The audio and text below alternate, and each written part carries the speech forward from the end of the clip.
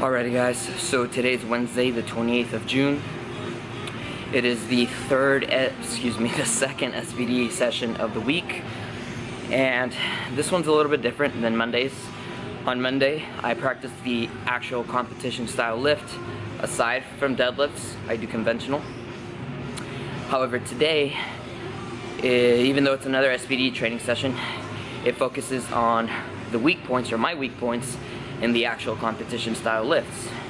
So the topic for this video is how I essentially break up what I consider tier 1, tier 2, and tier 3, or level 1, 2, and 3 of variation from the competition style movements.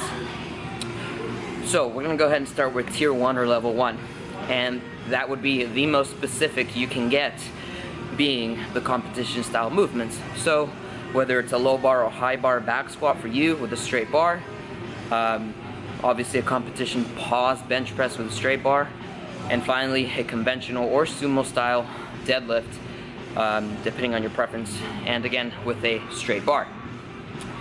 Currently I'm starting off with pause squats with a buffalo bar, so that I would consider that tier 3 or level 3. As I mentioned, level 1 or tier 1 is the actual competition movement.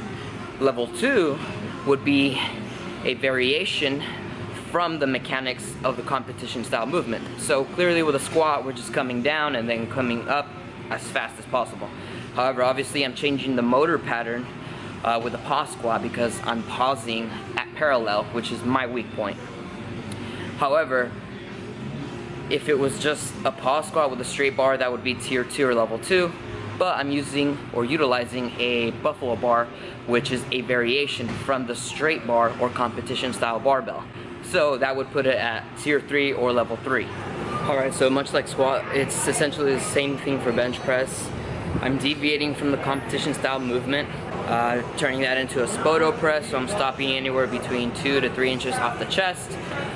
Work on that tightness, and I'm also using a different type of barbell, the buffalo barbell, instead of the straight barbell. So again, that would be level 3 or tier 3 of variation, or a variation from the competition style lift. Now for deadlifts, I am only doing a level 2 variation. I'm definitely not going to deadlift with a buffalo bar, but I am deadlifting off of a deficit. It's a very slight deficit, but it's still a variation. So that's level 2. I am extending the movement slightly from the competition style movement, so it's sumo deficit deadlifts.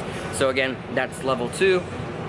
So to pretty much cap it off, level 1 is the competition style movement with the competition style barbell.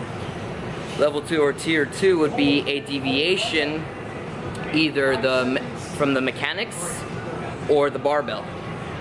And then tier 3 or level 3 would be a deviation from the mechanic or the mechanics and the barbell. So that's pretty much how I level off my variations, and that's how I essentially get ready for the competition. So the further I am from a competition, the more variation I'm going to have. As I close in or get closer to the competition, the more specific I'm going to get. So the great thing about today is that I'm working the competition style movements, variations of them that focus on my weak points, so there is still some specificity to the competition style movements. So that's it guys. If you guys like the video, again, please make sure to like the video, share it with anyone who may be interested or who might find it helpful, and I will catch you guys in the next one.